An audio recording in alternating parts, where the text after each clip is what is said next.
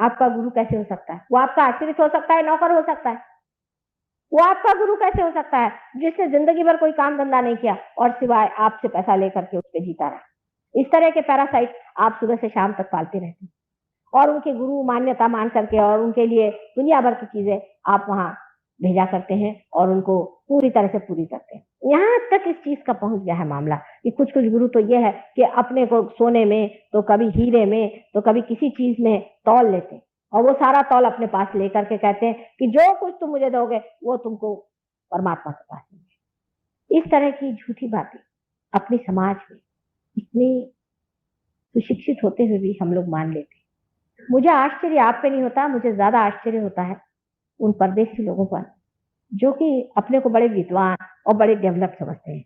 इतना गधापंती करते मैंने इन्हें देखा हुआ कि मैं अगर आपको उन लोगों की बातें बताऊं तो आप आश्चर्य पड़ जाएंगे कि इतने हद तक तो आप लोग जाते ही नहीं गुरुओं के मामले में। गुरु अगर उनसे कहें तो उनकी विष्ठा भी ये खाने के लिए तैयार रहते हैं। इतनी इन लोगों पे हालत खराब। तब विचार बनता है कि ये इतने पढ़े लिखे लोग इस तरह से क्यों करते? गुरु तत्व में क्या खराबी आ गई? किस तरह से ये इसको मान लेते हैं? और इसका सीधा सरल, बिल्कुल बहुत ही सरल उत्तर ये है कि ये लोग गुरु तो नहीं है लेकिन ये हिप्नोटाइज करते हैं। इनमें हिप्नोसिस की पावर होती है जिससे आदमी को हिप्नोटाइज कर देते हैं। हिप्नोटाइज करने से आदमी की बुद्धि सारी नष्ट होकर के वो पूरी तरह से इसमें बहता चला जाता है। ऐसे अनेक गुरु इस कलयुग में पैदा, उसमें से कुछ कुछ तो परले दर्जे के राक्षस हैं जिनको कहने एक बार देवी ने मारा हुआ फिर से वापस आ गए। और ये राक्षस लोग सारी राक्षसी वृत्तियां, सारी अनैतिकता, हर तरह की चीज आपको सिखाते हैं और आप मुंह बाहे देखते रहते हैं कि क्या मेरे लिए प्रचंड पंडित प्रकांड बिल्कुल वेदांत सुना रहे। गुरु के जो गुण हैं उसमें से पहला गुण यह है कि वो आपके पैसे और आपके धन को ठोकरों पे रखता है। उसके आपसे कोई चीज की उसको परवाह नहीं, आप उसको बांध नहीं सकते। वो अपना लहर से चलता है। उसका मन हो तो आपसे बात करेगा, नहीं तो नहीं। आपके आगे पीछे दौड़ने वाला वो नहीं, क्योंकि मैं आपकी माँ हूं, मैं आपको समझाती हूँ और मैं आपसे समझाती हूँ कि बेटे अपने अंदर के गुरु को जानो, अपने रुख पहचानो। लेकिन जो जो मुझे मिले हैं बड़े पहुंचे, वो तो कहते हैं कि इन गधों को 50 गालियां सुनाते, माँ तुम क्यों रियलाइजेशन दे, इनको मरने दो थोड़े दिन, इनको ये होने दो। उनकी तो वृत्ति ही इतनी अलग है। हाथ में वो लोग एक एक बड़ा बड़ा डंडा, नहीं तो चिमटा लेके बैठते और या तो पत्थर लेके बैठते। कोई आदमी उनके पास आए तो उसको पत्थरों से मांगते हैं, भगो यहाँ से, यहाँ कुछ नहीं मिलने वाला। माँ की दृष्टि और होती है और गुरु की दृष्टि और होती है, और माँ को गुरु जब बनना पड़ता है तो बड़ी परेशानी की बात है। हृदय तो इतना भरा रहता है करुणा से और इतना साद्र हृदय रहता है, ये निर्वाज जो बिल्कुल जो प्यार बहा जा रहा है वो देने के लिए माँ इतनी तड़पती रहती है। और उधर गुरुता की वजह से आपके साथ थोड़ा सा डिसिप्लिन भी करना पड़ता है, आपको बताना भी पड़ता है कि बेटा ये गलत बात है। वो कहते भी तकलीफ होती है पर करना है। ये गुरु तत्व आपके अंदर है, इसका आपने अनेक बार अपमान किया हुआ है, आपके अंदर बसा हुआ है। अब आपको आश्चर्य होगा कि साधारण मनुष्य में भी ये गुरु तत्व किस तरह से कार्यान्वित होता है। जैसे कि आप किसी के घर खाना खाने जाए, अगर आप अच्छे आदमी हैं तो, और अगर आदमी वो दुष्ट प्रकृति का हो या खराब प्रकृति का हो, आप वो खाना पचा नहीं सकते, आपके एकदम उलट जाएगा। आप घर आएंगे कहेंगे बाबा रे बाबा ऐसा पता नहीं क्या था, वहां हालत जी मचलने लगे। कभी कभी तो यह होता है किसी आदमी को देखो और चक्कर आने लग जाता है कि पता नहीं ये आदमी है। इसी प्रकार एक दिन हम कहीं खाना खाने गए थे तो बहुत ही वो शरीफ आदमी लग रहे थे, उनकी बीवी थी, 3 बच्चे थे, बड़े शरीफ सर बन के घुमा करते थे। और जाते साथ मेरी हालत खराब हो गई, साथ से कहा चलो अब घर मेरे बसता नहीं। कहा भैया ऐसा कैसे, अब तुम तो चीफ गेस्ट हो यहाँ पर। मैंने कहा चाहे जो भी हो मेरा हाल खराब हो घर चलिए, आप मेरे बसता नहीं, यहाँ तो कुछ बड़ी आतंक की बात चल रही। जब मैं घर पे चली आई उसके बाद 8 दिन में एक छोटी सी लड़की, हमारी लड़की साथ पढ़ती थी, वो आई। तो मैंने उनसे पूछा, उसका भी नाम वही था जो महाशय का था। तो मैंने कहा क्या तुम इन्हें जानती हो? कहले वो तो मेरे पिता। मैंने कहा तुम्हारे पिता तो तुम्हारी ऐसी दशा क्यों? कहले उन्होंने मेरी माँ को छोड़ दिया, मेरी माँ की सारी प्रॉपर्टी ले ली और अब इस औरत को रखा हुआ है घर में, और ये 3 बच्चे जो हैं वो ऐसे ही उनके आए। और उसके आंख से एकदम आंसू छल चला पड़े। कहले मेरी माँ बहुत सरल स्वभाव की थी, इतनी रोई इतना चीखा, पर इन्होंने उसे छोड़ दिया और इस औरत को अपने पास। अब देखिए कि उस घर में जो दुख था, उस घर में जो तकलीफ उस औरत की थी, उससे सारा वातावरण बिल्कुल दूषित था। और मैं वहां उनकी सारा जो आमोद प्रमोद हो रहा था, जो बिल्कुल हिस्सा नहीं ले पा रही थी। मेरा जी खुद इतना दुखी हो रहा था और आंखों से आंसू बार बार टपकते रहे।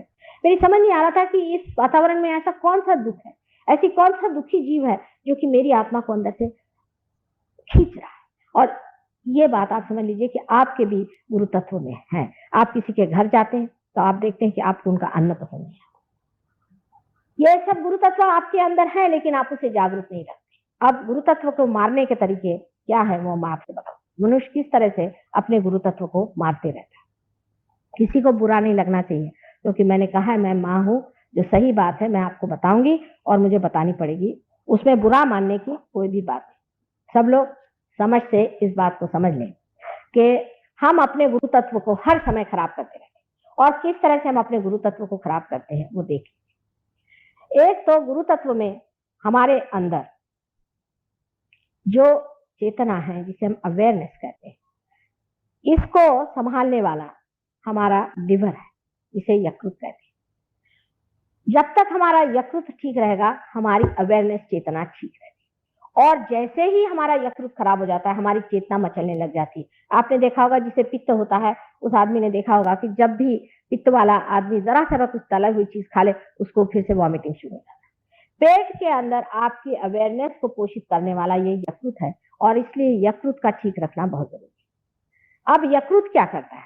यकृत जो भी कुछ, ये लिवर जो है, ये जो भी कुछ हम जहर खाते हैं, जो भी हमारे अंदर गलती से चला जाता है, उसको अलग कर देता है, उसको एनालाइज कर लेता है, और जो कुछ भी जहर है उसको खून के द्वारा वो खून में लौटा देता है, जिसको कहना sorting out of the poison. वो सारा काम लिवर करते हैं। अब इसका बिगड़ना बहुत देर से पता चलता है, धीरे धीरे ये काम होते रहता है। पर कोई कोई ऐसी चीजें हैं जिनके कारण ये यकृत या ये जो लिवर है हमारे पेट के अंदर राइट साइड में, ये बहुत ही जल्दी खराब हो जाता है। सबसे बड़ी चीज जो यकृत के विरोध में है वो है शराब।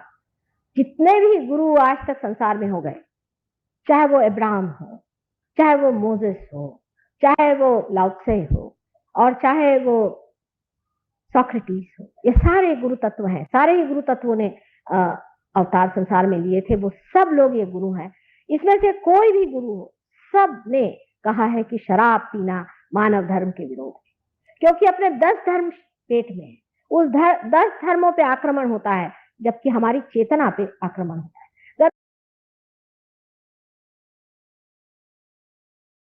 मनुष्य की चेतना ही कम हो जाए, जब वो चेतना के ही विरोध में बैठती है चीज, तो वो हमारे लिए गलत है। लेकिन अभी कुछ दिन पहले हमारे एक शिष्य थे, जिन्होंने सहयोग में ही इस पर बड़ा काम किया, और उनको अब उस पर डॉक्टरेट मिली हुई है लंदन में। मॉरिशस के रहने वाले, उनका नाम रजीस है। उन्होंने अब ये सिद्ध कर दिया कि किस तरह से शराब हमारे विरोध में पड़ती है, क्या वजह है। अब ये बहुत ही सूक्ष्म चीज है, इसे आप समझ लें कि हाइड्रोजन ऑक्सीजन से बना हुआ पानी का एक परमाणु है, हाइड्रोजन और ऑक्सीजन। उसमें से ऑक्सीजन एक है उस परमाणु में, और 2 हाइड्रोजन के अणु हैं। इस प्रकार 3 अणुओं से बना हुआ एक परमाणु है। अब जब न्यूट्रल स्टेट में रहता है तो ऑक्सीजन बीच में रहता है, दोनों साइड में हाइड्रोजन रहता है। जब रक्त का पानी जब हमारे लिवर के पास जाता है, तब लिवर से ये जो पानी है, ये जो कुछ भी उसके अंदर बसा हुआ जहर है, पॉइजन है, उसे खींच लेता है। अगर न्यूट्रल स्टेट में रहा तो बहुत ही आसान, लेकिन जबकि समझ लीजिए ये लिवर है, और लिवर में ऐसे न्यूट्रल स्टेट में वो आ जाए तो वो ले सकता है। लेकिन अगर समझ लीजिए इस तरह से हो जाए तो कुछ भी रिसीव नहीं कर पाता। जब आप शराब पीते हैं तो शराब के फर्मेंटेशन के प्रेशर की वजह से ऑक्सीजन नीचे आ जाता है और हाइड्रोजन ऐसा आ जाता है, और ये कुछ भी रिसेप्शन नहीं हो पाता, कुछ भी ले नहीं पाता, कुछ भी स्वीकार नहीं कर पाता। इसके कारण उसके अंदर का जो पॉइजन है वो वैसे ही बना रहता है। लेकिन आपने देखा होगा कि कोई आदमी शराब पीता है, लेकिन उसे टेम्परेचर नहीं आता। अगर आदमी शराब पीने से उसे टेम्परेचर नहीं आता, उसके अंदर की जो हीट है वो सिर्फ लिवर में या किसी न किसी ऑर्गन में जमा होती रहती है। लेकिन जो पानी है, जो कि हमारे खून में बहुत ही जरूरी चीज है, वो पानी इस तरह से हो जाने की वजह से वो उसको शोषण नहीं कर पाता, और हर एक जितने भी ऑर्गन हमारे बॉडी के हैं, पहले तो लिवर चौपट होता है, उसके बाद हर एक ऑर्गन धीरे धीरे वो सब में गर्मी आने लग जाती है, और ऐसा आदमी गर्मी से झुलस जाता है। लिवर भी यही चीज होती है, ऐसा नहीं है, सारे ही ऑर्गन में थोड़ा थोड़ा होता है।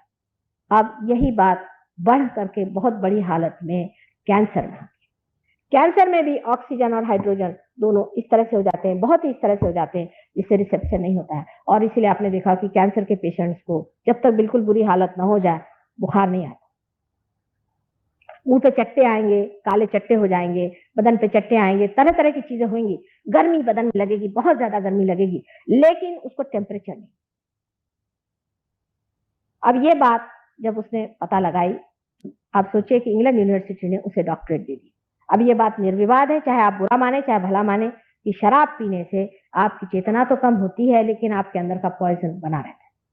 और दूसरी बात उससे ये होती है कि आपकी जो आर्टरीज है, आर्टरीज का भी पॉइजन आप खींच नहीं पाते। और क्योंकि इस तरह से हाइड्रोजन का जो इस तरह से झुकाव हो जाता है, उसके कारण एक हार्डनिंग जिसे कहते हैं वो आर्टरीज में हो जाती है।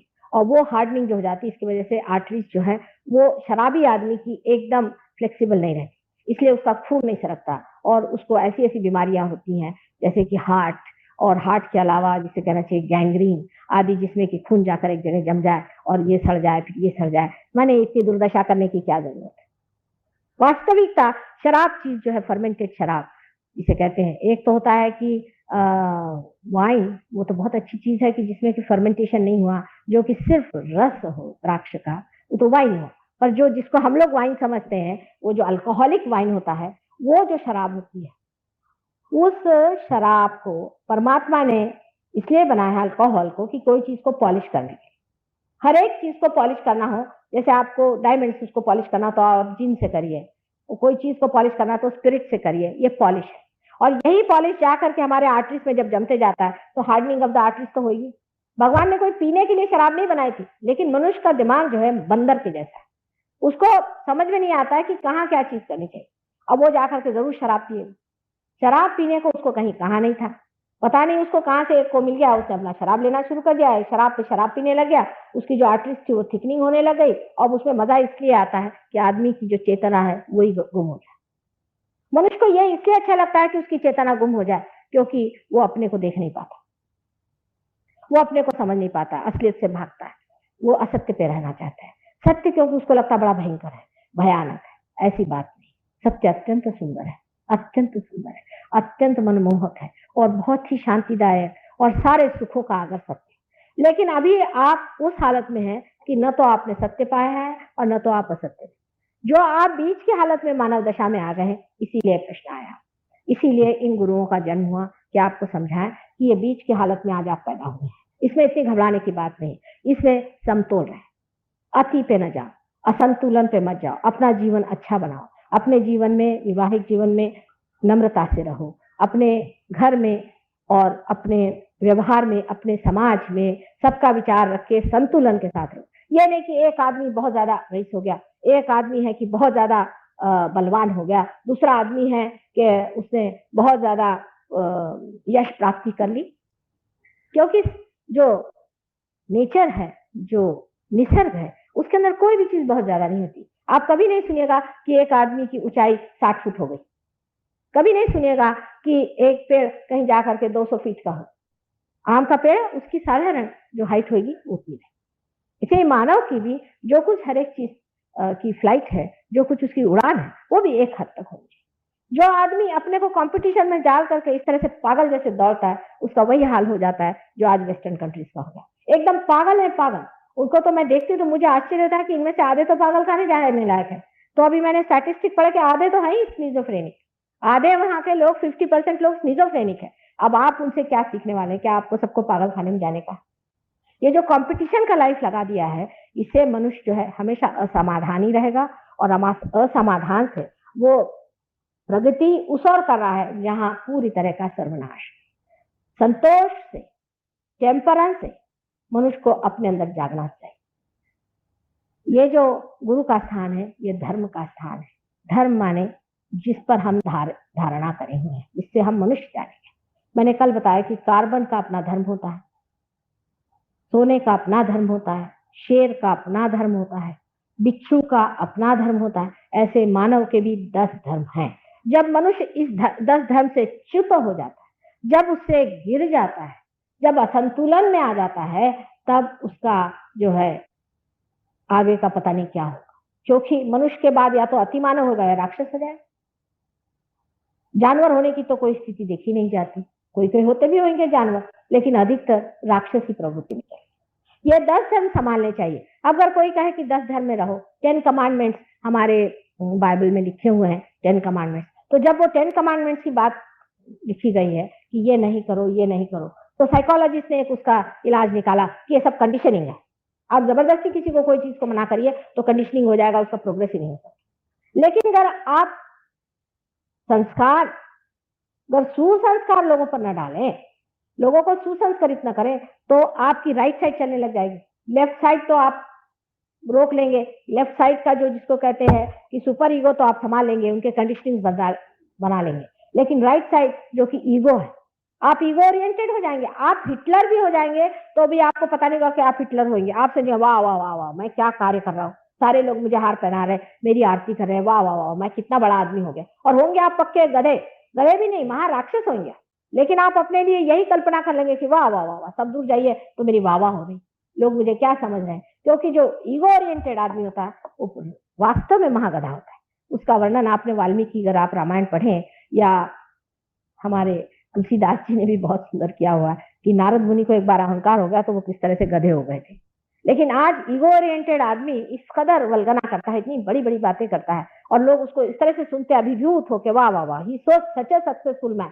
और आप अगर देखें उस आदमी का जरा सा ये निकाल के, इतना बेवकूफ और इस कदर छिछलापन उसके अंदर होता है, इस कदर उसकी सतह इतनी ऊपरी होती है कि आश्चर्य लगता है। और यही बात है कि ईगो ओरिएंटेड आदमी आप लोगों को ज्यादा इंप्रेस करता है, आप पे बहुत असर डालता है। अगर कोई आदमी खड़े होकर के तानाशाही करे और कहे कि मैं फलाना ठिकाना, तो सब लोग कहते हैं वाह वाह वाह वाह, क्या अच्छा आदमी मिला। अगर आप कंडीशनिंग को हटा देते हैं तो आदमी बेशर्म हो जाता है। बेशर्म ही नहीं होता है, वो बिल्कुल बेछूट हो जाता है, जिसको अबेंडेंट है। धर्म बीचों बीच, ना तो बेछूटता ठीक है, नहीं धर्मांधता ठीक है, नहीं कि बहुत ज्यादा अंधेपन की बात है, नहीं कहीं कि हम सब कुछ है उस अंधेपन में दौड़ने की बात है। बीचों बीच परमात्मा का स्थान है, बराबर बीचों बीच धर्म स्थापना होती है, और इस धर्म को संभालना ही अपने गुरु तत्व की रक्षा करना। इस गुरु तत्व की रक्षा करने के लिए हमें क्या करना चाहिए? बहुत से लोग कहते हैं कि माँ, हम अपने गुरु तत्व की रक्षा कैसे करें? पहली बात है कि अपने गुरु कौन है इसे समझ लेना चाहिए। अब एक महाशय है, वो हमारे गुरु हैं। भाई क्या करते हैं? नहीं ऐसे कुछ नहीं, बस उन्होंने हमको एक नाम दे दिया, नाम दे दिया, बस हो गया। अरे भाई, नाम देने के लिए गुरु काय को चाहिए? कोई गधा भी दे सकता है। उन्होंने आपने नाम क्यों दिया? कोई आपका वो चक्र खराब है क्या? आपका कोई प्रदेश खराब है कि वहां के राज्य का नाम आपको दे दिया? नहीं, उन्होंने राम का नाम दे दिया, हम राम का नाम जपते। राम कोई आपके नौकर है क्या आप उठे सुठे राम का नाम लीजिए? आपके गुरु अगर अधिकारी हो तो कभी भी आपको इस तरह से कोई नाम नहीं दे। पहली चीज, कोई गुरु अगर आपको नाम दे तो आप समझ लीजिए कि सबसे गलत बात है। अब इसका मैं उदाहरण आपको बता। अगर समझ लीजिए आपको बीमारी है कोई भी, तो हम आपसे कहेंगे कि अच्छा भाई ठीक है, आपको बीमारी है, आप जाकर के ये दवा, इस दवा को ले लो। समझ लीजिए आपको पेट की बीमारी, हम कहेंगे अच्छा आप जाके इंटरवायफॉर्म खा लो, समझ लें। लेकिन हम जिसको देखो उसको इंटरवायफॉर्म खा लो ऐसा कहें तो आप क्या कहिए? जब आप डॉक्टर ही नहीं है, जब आपको निदान ही नहीं मालूम, जब आपको तकलीफ नहीं मालूम, आप कौन सी दवा दें? और क्या आप हमेशा के लिए वही दवा खाते रहो? कहिएगा तकलीफ कहाँ है, कौन सी तकलीफ है? और फिर जब आप डॉक्टर नहीं है तो आप प्रिस्क्रिप्शन कैसे दें? जो आदमी आत्म साक्षात्कारी नहीं है वो तो पहले गुरु नहीं होता। हम तो एक गुरु साहब से मिले, बहुत मजेदार आदमी है, बहुत पहुंचे हुए आदमी है, बड़े मजेदार। वो एक साहब को हमने भेजा उनके पास में, देखा जरा इनकी तबीयत दुरुस्त करो। 1 महीने बाद वो आए तो बिल्कुल थके हुए, दुबले पतले हो गए। हमने कहा क्या हुआ, क्या गुरुजी ने क्या किया? कहने कुछ नहीं, रोज सवेरे मुझसे कहते कि शिव जी का मंदिर दो, और वो मुझे चढ़ना पड़ता था 1 मील, रोज 1 मील में अपनी बाल्टी में पानी ले जाके जाता था, वहां धोता था, 3-3 4-4 बाल्टियां ले जाऊं, धो, उसके बाद आकर के अभी साफ नहीं हुआ, अभी फिर से करो। सारा महीना मुझसे शिव जी का मंदिर धुला है। मैंने गुरुजी से पूछा भाई ये क्यों करे? कहले गधे को गधे का खा, और जो गधा आदमी है उसको रियलाइजेशन आप दो, मैं तो नहीं देने वाला, आपको देना होगा। इन गुरुओं का स्वभाव इसलिए इतना कड़क हो जाता है कि उनको मनुष्य की प्रचिति हो गई।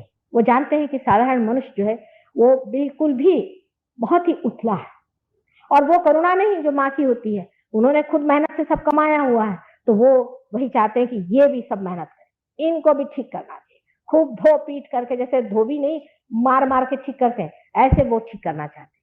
माँ की बात और है, माँ कहती चलो भाई जैसा भी है, बच्चे ही हैं, इनको देखी। ये एक बड़ा भारी अंतर पड़ता है। लेकिन इनमें से एक गुरु महाराज की बात आपसे बताएं कि एक गुरु जी बम्बई के पास एक जगह है, हमारी शिष्या रहती थी, वहां पर आया, उनसे कहने लगे कि आपके माता जी कब आने वाले हैं, मैं उनके लिए यहाँ 12 साल से बैठा हूँ। तो उन्होंने कहा क्या है 12 साल से आप उनके लिए क्यों बैठे? कहले मेरे गुरुजी ने कहा कि वो आएंगी और वही तुम्हारा आज्ञा चक्र ठीक करेंगे।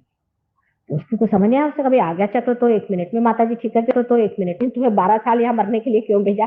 कहले क्या बताऊं, सर दर्द से पड़ा हुआ, अब जब माता जी आएंगे तभी हुई।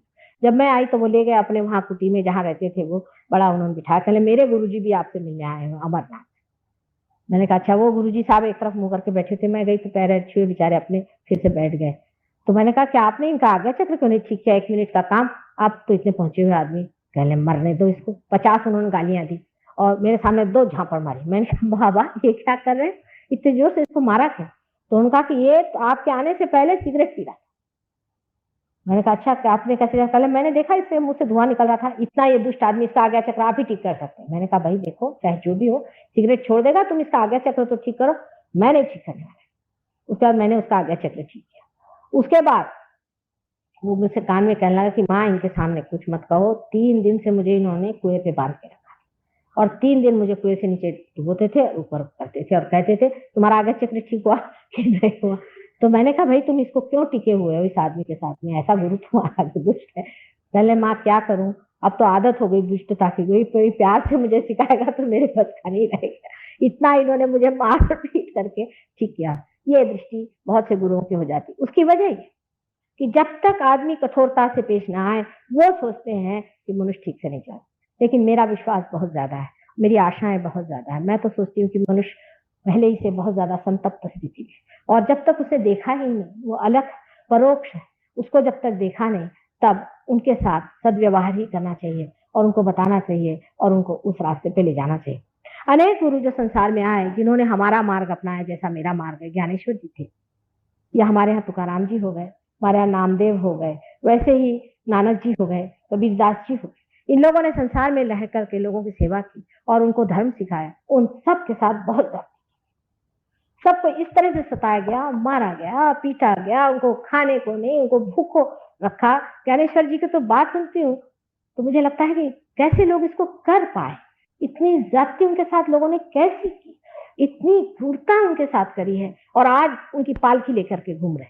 अब ज्ञानेश्वर जी की पालकी चली जा रही। मैंने कहा कि वो कभी पालकी में बैठे भी थे, उन्होंने कभी पालकी का मुंह भी देखा था?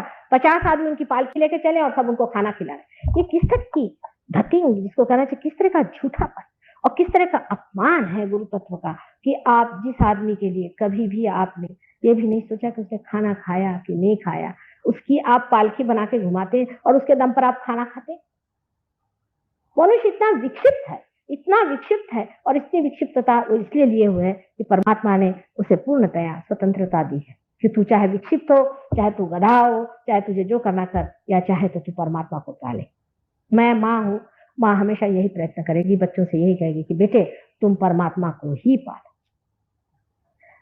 मेरे गुरुता इसी में मैं मानती हूँ कि मुझे बहुत लोग सताते भी हैं और परेशान भी करते हैं, चाहे जैसा भी हो, लेकिन मेरे साथ शायद ये भी है कि मेरे पास बहुत ही ज्यादा पेशेंस है। लोग कहते हैं कि माँ तुम्हारा निर्व्याज प्यार है, चाहे जो भी कहे, लेकिन वास्तविकता ये है कि मुझे उनकी परेशानी जरा भी नहीं झुलसती, ना मुझे उसकी कुछ तकलीफ होती। मेरे समय हर समय रहता कि कितने लोग जल्दी से जल्दी पार हो जाए, कितने लोगों को ये अलग जो है मिलना है।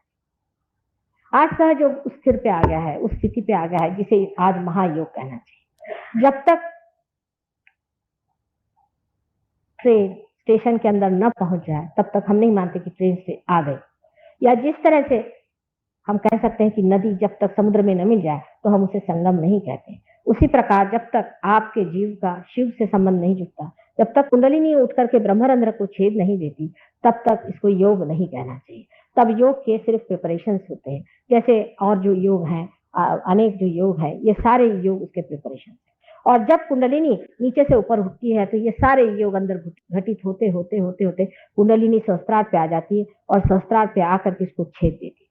ये सबसे बड़ा महायोग है। इसलिए सहयोग जो अनादि काल से चल रहा है, सहज जो आपके साथ पैदा हुआ है, जो आपके साथ अनेक वर्षों से चला आ रहा है, जिसकी आज परिपूर्ति होने की बात आई हुई है, उस सहयोग का आज महायोग नाम देना चाहिए। पर मैंने शुरुआत में यही विचार किया कि मनुष्य की बात है, अगर मैंने पहले से महायोग शुरू किया तो इन्होंने कांड शुरू कर देंगे और सब मेरे पीछे लग जाएंगे हाथ धो करके कि बड़े आए महायोग करने वाले, आप कौन होते महायोग करने वाले, सब खड़े हो जाएंगे डंडे ले लेकर के। इस वजह से मैंने इसका नाम महायोग नहीं कहा, लेकिन सहयोग की आज स्थिति महायोग पर पहुंच गई और आप महायोग के स्थिति पर आ गए हैं। ये समय आ गया है कि आपके जितने भी गुरु तत्व आज तक के पले हुए हैं, पोसे हुए हैं, वो सारे के सारे फलीभूत होने वाले और उस फलस्वरूप आपको आज वो चीज मिलनी चाहिए जो अनेक वर्षों से गुरुओं ने आपको देने की चाहिए कि आपको मिलेगा। ये समय आने वाला है, होने वाला है।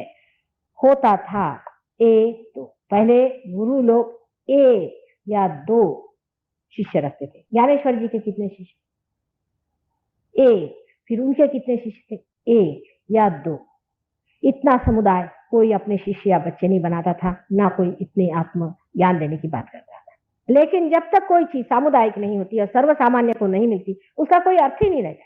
और समय आ गया है क्या सामुदायिक को मिले, इसलिए आप सबको ये मिलने का बिल्कुल पूरा अधिकार है, क्योंकि आपके अंदर ये पूरी चीज समाई हुई है, आपके अंदर सारी चीज बसी हुई है और ये आपको मिलना चाहिए। अब मैंने ये कहा कि एक एक विषय पे मुझे 7 दिन चाहिए, तो आप लोगों ने एक दिन में मुझे 3-3 विषय दे दिए, तो बड़ा 3-3 आता है, इसको कैसे छोटा करें। हालांकि अब इतना ही कहने का है कि गुरु तत्व के प्रति सिर्फ नमस्कार करके मैं आपको कृष्ण शक्ति अब बता दूं। कृष्ण शक्ति जो हमारे अंदर है, ये मनुष्य की शुरुआत है। मनुष्य ने जब अपनी गर्दन ऊपर की, तब उसके अंदर इस चक्र की स्थिति बनी है, जिसको कि हम विशुद्धि चक्र कहते हैं, जिसके अंदर 16 पंखुड़ियां हैं, जो कि हमारे पीछे के हिस्से में, यहाँ पर अगर आप गर्दन के पीछे के हिस्से में देखें तो इस जगह पे वो है, जहां मनुष्य ने अपनी गर्दन उठा ली और सर सीधी गर्दन कर ली, वहां पर कृष्ण शक्ति जागृत हो गई। अब कृष्ण की शक्ति जो है, ये समझना चाहिए कि इवोल्यूशन की परिपूर्णता है। पहले तो हम अमीबा थे, वहां से मछली कछुआ वगैरह होते हुए हम राम, और राम से आगे कृष्ण तक पहुंचे। कृष्ण ये संपूर्ण शक्ति, विराट। जब आपकी कृष्ण शक्ति जागृत हो जाती है, तब आपका संबंध विराट से होता है। माने जिसको कि अंग्रेजी में मैक्रोकोज्म और माइक्रोकोज्म कहते हैं, जिसे समष्टि और व्यक्ति इस तरह से कहा जाता है, उस समष्टि में आप समा जाते हैं, आपकी व्यक्ति उससे कनेक्टेड हो जाती है, ये कृष्ण शक्ति से होती है। इसीलिए मेरा प्रोग्राम चलते वक्त मैं आपसे कहती हूँ, इस तरह से आप मेरे और हाथ करें। इस तरह से हाथ करके अगर आप लोग बैठे रहे तो ये कृष्ण शक्ति आपके अंदर यहाँ पर जागृत हो जाएगी और आपका संबंध जो है वो विराट से हो जाएगा।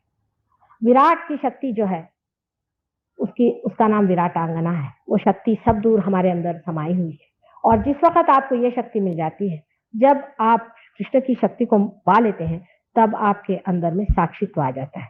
माने ये कि आप किसी भी चीज को एक नाटक की तरह देखते हैं। वास्तविक है भी एक नाटक, एक लीला है। कृष्ण ने ही इसको लीला माना। राम ने जब नाटक किया था तो ऐसा दिखाया जैसे माने उसमें बहे गए थे, लेकिन कृष्ण की सिर्फ लीला थी, इसीलिए उनको पूर्ण अवतार कहते हैं। जब मनुष्य पूर्णत्व को आ जाता है, तब सारे संसार की ओर वो देखता है कि एक नाटक चला, ये पागलों जैसे लोग कूद रहे हैं, उसमें वो भ्रमता नहीं, उसमें वो दुखी नहीं होता, उसमें वो सुखी नहीं होता, लेकिन आनंद की भावना में, जो कि एक भावना है, उसमें समाया रहता है। ये श्री कृष्ण की शक्ति है। श्री कृष्ण की शक्ति के हम 2 अंग करते हैं, एक तो लेफ्ट और राइट, और एक सेंटर। सेंटर की जो शक्ति है वो विराट की ओर ले जाती है। लेफ्ट और राइट की शक्ति में से जो लेफ्ट की शक्ति, जिस आदमी के मन में बहुत ज्यादा गिल्ट हो जाए और जो सोचे कि भाई मैंने बड़ी गलती कर दी, मेरी बड़ी गलत बात हो गई, मैंने बड़ा गलत काम कर दिया और मुझे ऐसा नहीं करना चाहिए था, ये फैशन आजकल उधर बहुत है। जबकि आप डेवलपमेंट पे पहुंच जाते हैं, बहुत ज्यादा डेवलपमेंट हो जाता है, तब आप में ये चीज सेटिंग हो जाती है। पहले तो आप एक्सट्रीम पर जाइए और मैं ये हूँ और मैं वो हूँ और मुझे आगे प्रोग्रेस करना चाहिए, जिधर अब अपना देश चढ़ा जा रहा है। और जब आप उतरने पे आ जाते हैं, तब वेस्टर्न कंट्रीज में ये शुरू हो गया है कि जिसको देखो कि मैं रोते ही बैठते रहे, सुबह से शाम तक रो ही रहे। मैंने कहा क्या हुआ? कहला है मैंने बहुत पाप किए हैं माँ, मैंने ये किया। मैंने कहा छोड़ो अब वो बातें, पार हो जाओ। तो वो रोते रहेंगे उसी चीज को, रात दिन उन लोग का रोना सुन के आदमी परेशान हो जाए। इतने रोते हैं वो लोग कि आश्चर्य होता है। यानी बहुत से तो लोग ये हैं कि वो सोचते हैं कि हमारे पूर्वजों ने जाकर के हिंदुस्तान जैसे योग भूमि पर आक्रमण किया। आजकल के वहां के जो नवयुवक है बहुत और तरह के, जिन अंग्रेजों को हमने पहले देखा था वो और है और ये दूसरे। अब ये लेफ्ट साइड में जब जाने लग जाते हैं, विशेषतः इसमें मनुष्य मादक वस्तु लेने लग जाता है, क्योंकि उसको ऐसा लगता है कि मैंने ये गलती करी, मैंने वो गलती करी, अब मैंने ये पाप किया है, मैंने ये झूठ बोला है, मुझे ये नहीं बोलना चाहिए, तो मादकता लेने लगता है। इसमें से एक वस्तु है हमारे यहाँ बहुत ज्यादा जो चलती है, सिगरेट और बीड़ी। उसके बाद तंबाकू, तंबाकू खाना, तंबाकू खाना भी इस शक्ति के विरोध में बहुत ज्यादा रहता है। आपको आश्चर्य होगा कि जो आदमी तंबाकू खाता है उसको सहयोग में आने के बाद में वो छोड़ना ही पड़ती है और छूट जाती है, उसके अपने आप से छूट जाती है। एक साथ उन्होंने नहीं छोड़ी थी और वो कुछ अपनी विल पावर नहीं लगा पाए, कुछ छोड़ नहीं पाए, उससे कभी कभी चोरी छिपे वो अपना खाते रहे। एक दिन आके मुझसे कहने लगे कि माँ, मैं जब ध्यान में बैठता हूँ तो मेरा मुंह ऐसा ऐसा फूलते जाता है और टेढ़ा टेढ़ा होता है, मेरी समझ में नहीं आता मैं क्या। मैंने कहा आप मुझे मालूम है क्या बात है, आप अपनी तंबाकू छोड़ दीजिए, आज वचन दीजिए आप तंबाकू छोड़ दें। उस दिन हुआ कि उनका ये चक्र जो लेफ्ट साइड का है ये खुल गया और तब से उनकी कुंडलिनी ठीक से चलने लगी। अब इसी प्रकार आपने देखा है कि वेस्टर्न कंट्रीज में लोग क्योंकि ईगो ओरिएंटेड बहुत थे, पहले बहुत ईगोइस्टिकल बातें करी, वॉर किया, दुनिया भर के लोगों को मारा और अपना साम्राज्य फैलाया, सब किया। अब जो एक हद को पहुंच गए तो वहां से जो पेंडुलम चला तो दूसरे हद को चले गए। अब वहां जाकर के कहते रे बाप रे हम क्या कर चुके। तो अब कैसे करें, हम इतने खराब, हम इतने बुरे, ये जब दिखाई दिया तो चलो शराब पियो, शराब नहीं तो ये तंबाकू खाओ, नहीं तो किसी तरह से वहां से भागना शुरू। अब तंबाकू चीज जो है वो कोई पीने पाने के लिए भगवान ने नहीं बनाई है। आदमी की अकल इतनी, क्या बताऊं मैं आपको, ये पीने पाने के लिए बनाई नहीं है। भगवान ने तंबाकू जो चीज बनाई हुई है ये तो इंसेक्टिसाइड है, इंसेक्ट को मारने के लिए बनाई। आप लोगों ने उसको पता नहीं कहां से जला लिया और शुरू कर दिया कि तंबाकू करें, लेकिन तंबाकू बड़ी हानिकारक चीज है। और तंबाकू से जो है और हमारा गुरुतत्व भी खराब हो जाता है, क्योंकि पेट में जाती है, हमारा लिवर वगैरह सबको खराब कर देती है। और वो गुरुतत्व जो है वो हमारे सागर में भरा हुआ, जो सागर है वो हमारा गुरु है।